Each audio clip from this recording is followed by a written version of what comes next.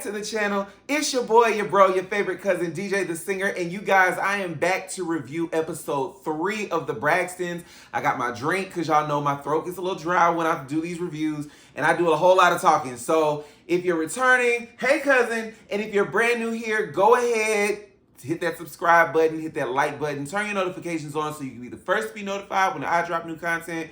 Go ahead, grab you a snack, kick your feet up, because I'm going to tell you right now, I'm going to make this review go real quick. I'm not going to make it elongated like the last one. I'm going to just hit the main points, and then we're just going to dive right in. You show me how to do it, baby. If you teach me how to love you, I will do it. All the pain you've been through, I refuse to take you through it.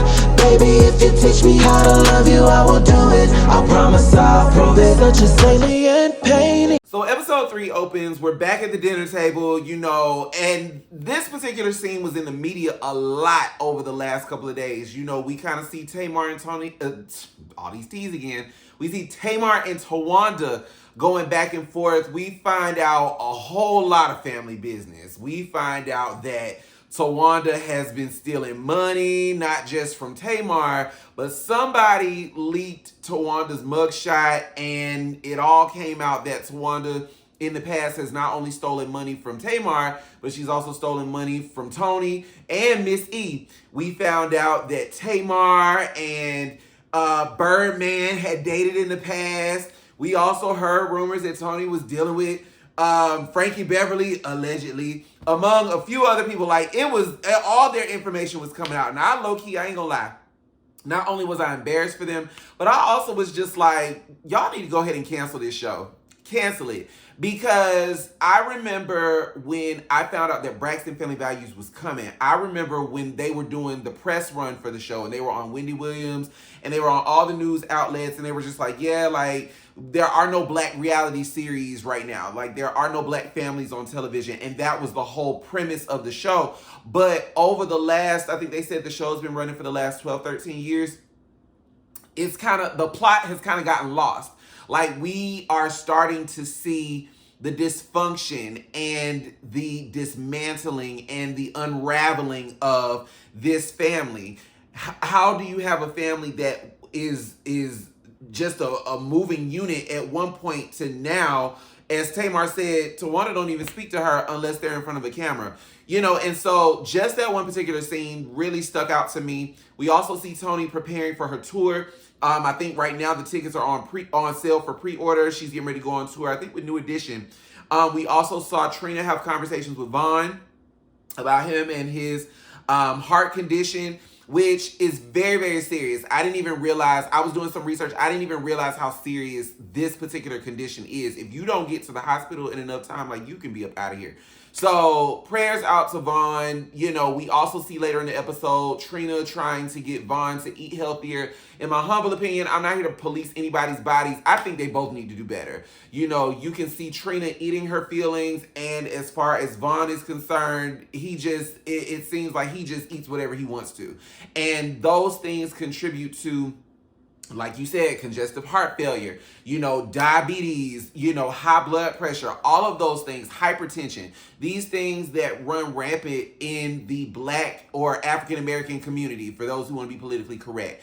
And speaking of diabetes, you know, we also see that Miss E is in the hospital. She has to get a stent in her heart. Now, I was wondering, because something seemed off about Miss E in the last, I want to say the last season or two, like in her confessionals, it's almost like her words had were slurring. She kind of slowed down her speech a little bit. And I was just like, I don't know what's up with her. Something's off. But then it was revealed that she had had a stroke. So again, prayers out to Miss E.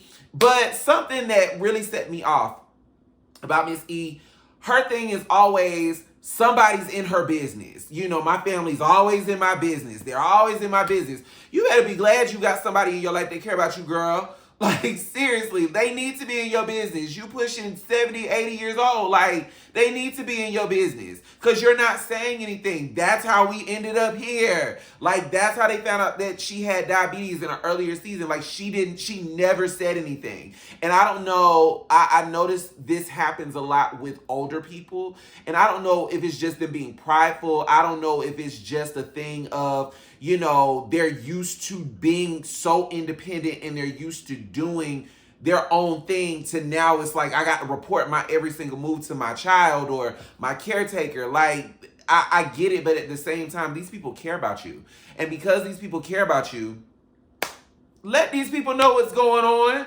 And I'm glad Trina made a PSA, like, and that goes for anybody. Like, let these people know what's going on, especially if you don't have no spouse, you don't have no kids, you don't have no, like, you don't really have no friends like that. Like, let these people know what's up with you. One thing that I'm afraid of, I told y'all, and I continuously tell y'all, and I'll probably see how much footage I can get that I can share it with y'all. But I keep telling y'all, my brother is getting married in April. And, you know, one thing that I am super proud of is that he has found his person. I've never been jealous of my sibling, never been envious of my sibling. I just hope and pray that I'm fortunate to come across a person in my life, in this lifetime, that likes me enough to want to marry me and, you know, spend forever with me through sickness and in health, you know, good and bad, all the good stuff, rich or for poor. You know, I hope and pray that I'm fortunate to come across that person, because if I ever find myself in a situation like Miss E or like Vaughn, like, you're going to want somebody, I don't know if I'm having kids, but, you know, you're going to want somebody in your corner, in your life, that's going to care for you and care about you and your well-being, whether it be mental, your heart, your blood pressure. Like, you just want that in your life. You got to have it. And so for Miss E to be like, I want them all out of my business, girl, let them people in your business. Now, one thing that I can say that absolutely pissed me off in this episode was watching Tamar up there with T.S. Madison. First of all, I've been a fan of T.S. for a while, so I love the T.S., okay? I love it when she says that too. She's like, you gotta F with the T.S., and I F with the T.S. I love T.S. Madison, okay? But what pissed me off was when T.S. said to Tamar that Craig said, you know, that the family likes drama, and Tamar flips it and she's just like, I don't believe your co-host likes me or any of us because, you know, he said this and he said that. First of all, Tamar, you do like drama. You do like drama. All y'all to some extent like drama, but you specifically, yes, you like drama, and you very well may be a good person at heart. I have not had the pleasure of meeting Tamar yet. All I know is she can sing her face off. What I do know is for Tamar, for your sisters to say, Tamar doesn't get along with anybody. Tamar is a mean girl, and you sit there and you combat it, and we've seen it. Like, it would be one thing if we didn't have no proof, okay? But when this whole beef with K. Michelle started, because Tamar inserted herself and her unsolicited opinion in a situation that had nothing to do with her. K. Michelle even said it best, it's one thing to ride or die for your friend, but don't be riding or dying for a cause that you don't know shit about. And this was a situation where Tamar could have kept her mouth closed. You didn't have to insert yourself in that girl's business. But even before that, like, or even after that, even after that, look at all the people that Tamar has had beefs with. Like, you've beefed with Candy Burris of all people. Really? Like, you were just beefing with Lonnie. You were beefing with all the girls from The Real. Like, at what point is it you? And I think that's the question. Like, she talks about being on this healing journey. You've been on this healing journey for a while, but you ain't started the car. I'm just trying to figure out, what are we doing here? Because it's a lot of, I'm on this healing journey, but every single time I look up in the media, you in some stuff. Like, do you not, are you just bored? Like, I don't know. There has to be a name for, like, it, or a syndrome for people that enjoy not just being the center of attention, but also being involved in conflict. You like conflict. And I'm going to tell you something else too. And I think I said this in my last video. Miss E really messed them girls and Michael up too. Like, her and Michael Sr. with they mess, they really messed those kids up because they all have a certain level of dysfunction, some more than the other. But yeah, I completely disagreed with Tamar. That was probably the most narcissistic thing and the least amount of accountability, if it ever was present, that I saw on that camera. I literally, like, bruh, I almost shaved off all of my eyebrows. Like, almost shaved my eyebrows and ran out in the street somewhere. Because I was like, is she serious right now? Girl, please. And I'm going to give you another example of Tamar enjoying drama. When they were sitting at that dinner table at the end of the episode, and, you know, the conversation started off a little light. There was a little light banter there. You know, when Tamar said that she had been a virgin or she had been celibate for a year, and Tony was like, but you were married a year ago. And Tamar was like, I've been celibate for a year. Like, you could have taken that on the chin and you could have laughed it off and kept it moving. Because can't nobody tell you what's going on with your vagina but you. But, like, you're an agent of chaos. You like this type of foolishness. And that is instantly where it went left. Like, Tony even kind of brushed it off because it wasn't that serious. But, and to Tamar's credit, you know, her and the guy from the oatmeal box, what's his name? JR. You know, it could have been a situation where they were together, you know, and she could have been married to the man.